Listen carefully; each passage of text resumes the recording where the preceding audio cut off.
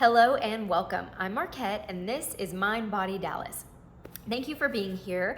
Today, this video is a quick reminder on how to be an excellent friend, an excellent listener. Listen with your eyes also. Listen with your smile. Be sure that you aren't looking like this, so concentrating that you are like, because it looks like you're mad. So soften your face. And try to not be so kind of bored that you look bored. Like, do you see how the edges of my mouth are kind of going down? I'm like listening, right? So soften up a little bit, look engaged, feel your heart connecting with their heart. Be a good listener. Eyes, make eye contact, but don't just stare them into the ground where you're being a little bit awkward, because that can be very intimidating. So be a generous, gracious listener. Listen. Now, active listening is great. Active listening is like, oh, wow, but not constantly, because it's distracting and annoying. And also it can be almost like you're interrupting, like, wow, like it throws them off a little bit.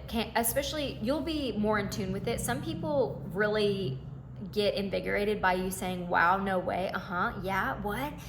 But some, it is very distracting, and they almost they'll pause because they're so concerned about being polite that they also want to let you interject that they might, and then it throws them off, right? And all you're saying is, wow. Now, I will say, to add to that, being an active listener can be asking questions like, oh my gosh, so someone's, getting married. Tell me about your favorite part about planning this wedding, or what's your favorite part? What's the part you're looking most forward to? And they say, oh, the wedding cake. I'm really excited about the wedding cake. It's going to be raspberry, or it's going to be almond, the traditional wedding cake.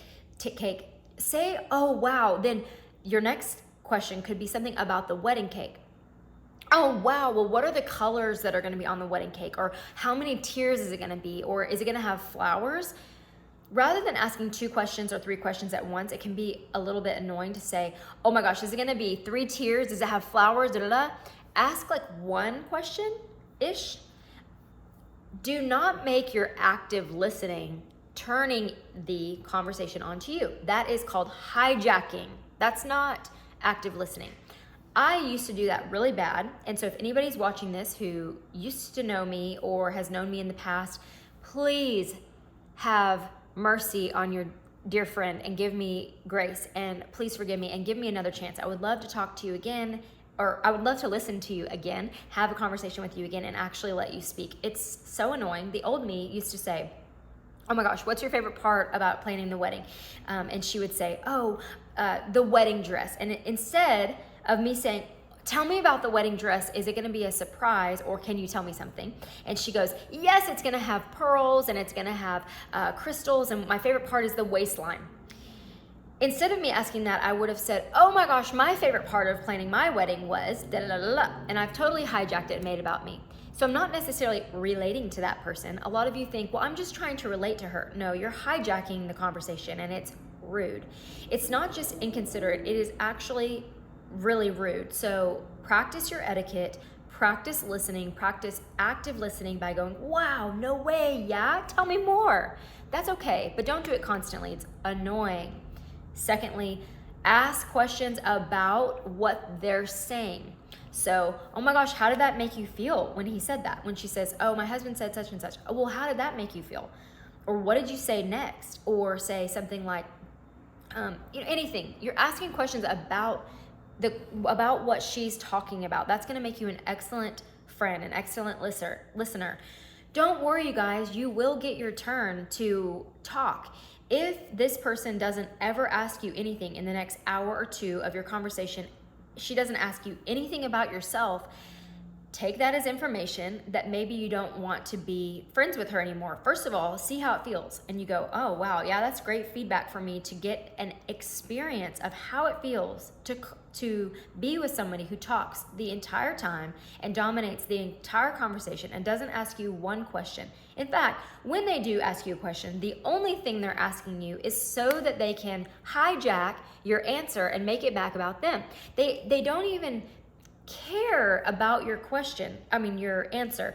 They don't even care about you at all. At least it doesn't make you feel that way, right? Because they They are like, oh, what's your favorite vegetable? And you say, oh, broccoli. And you're like, oh, me too. I love broccoli cut this way, this way, this way. I also love asparagus and And for 15 minutes, they're talking about their favorite vegetables and salads and where they go for True Food Kitchen and this salad here and this favorite recipe there. And you barely got the word broccoli out. And then they're like realizing, oh shoot, I'm talking too much again. Let me ask them another question. Like, are y'all going on any vacations this year? And before you even get a word out, they interrupt you. They almost interrupt themselves. Are you going on any vacations this summer? Because we're going to Maine, and then we're going to go to Portugal, and then we have this thing coming up, and then 15 minutes later they realize, oh shoot, I didn't even let her answer, and I've been talking again another 15 minutes. Okay, let me ask her another question. So anyway, enough about me. What about your dog? What kind of dog do you have? He's so cute. And you're like, oh, I have a red toy poodle. Oh my gosh, it's funny you say that you have a red toy poodle. When I grew up, I had a red toy poodle that and then they go on and on again. They can't even help themselves. You're collecting information. How does that feel to be with that person? And do you do that? And if you do, how will you change moving forward tomorrow, the next day? So I'm challenging you to become a great listener by listening with your heart, by listening with your eyes, by listening with your smile, and being conscious of your face and your facial expressions. Do you look interested? Do you look annoyed? Do you look too mad, kind of look mad, kind of annoyed, kind of like, oh God, you're droning on. How do you feel? Watch your feelings. People can pick up on that. And be a good listener. Okay, until next time.